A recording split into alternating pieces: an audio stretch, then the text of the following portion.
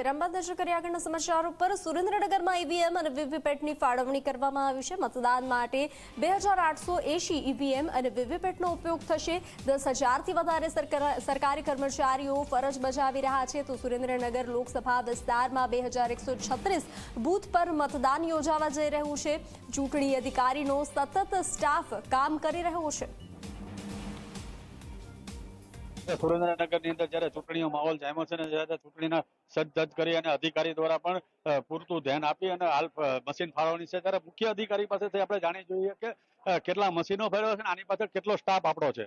18મી લોકસભા ચૂંટણી અન્વયે વઢવાણ વિધાનસભા વિસ્તારમાં રિસીવિંગ ડિસ્પેચિંગ સેન્ટર ખાતે આજે ડિસ્પેચિંગ પ્રક્રિયાનું આયોજન કરવામાં આવેલ છે। આ અંતર્ગત આપણે આજે અંદાજિત 1250 polling staff presiding plus 3 polling officer એ લોકોને આપણે ઈવીએમના ડિસ્ટ્રીબ્યુશનને આયોજન કરેલું છે।